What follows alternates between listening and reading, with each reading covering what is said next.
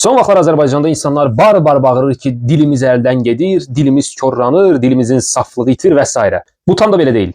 Bəli, razıyam. Azərbaycan dilində əksər sözlərin qarşılığı qala-qala digər dillərdən süni şəkildə onun ekvivalentini götürüb dilə salmaq və cümlədə işlətmək bəzən həqiqətən də yersizdir. Amma dilimiz dəyişəcək.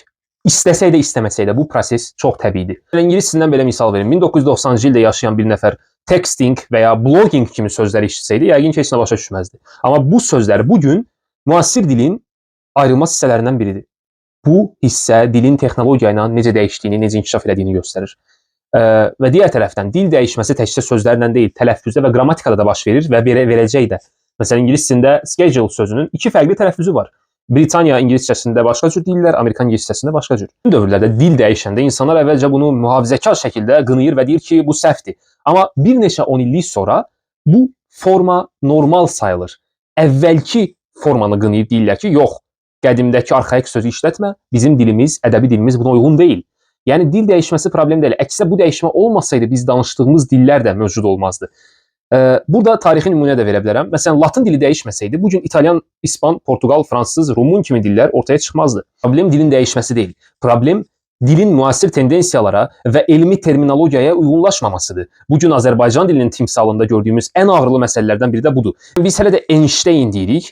Rus dilində necə idisə biz də o cür deyirik. Halbuki bu adamın adı Einstein'dır, məsələn.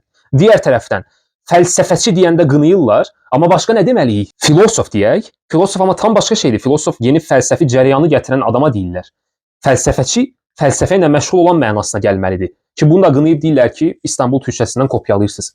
Başqa qarşılığı nədir? Neyniyək? Nə təklif edirsiniz? Nə işlə məşğul olduğu bilinməyən o dilçilər, dırnaqarası dilçilər, kefinə görə dovşan sözünü dəyişib, müəllim sözünə ilişib, nə bilim, kofe sözünü gətirməyə imkan verməyib, qəhvə kimi saxlayıb, onun qarşılığında coffee break sözünü gətirməsi və bu tipli təzadlı məsələləri normal hesab edirsə, o zaman ədəbi dilin pozulması da bizim problemimiz deyil. Türkiyəlilər bunu çox yaxşı elədilər və onların dili elmi terminoloji baxımdan qat-qat inkişaf edib.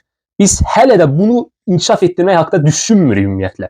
Sonra da deyirik ki, dilimiz əldən gedir, ədəbi dil belə yoxa çıxdı, dil belə məhv oldu və s.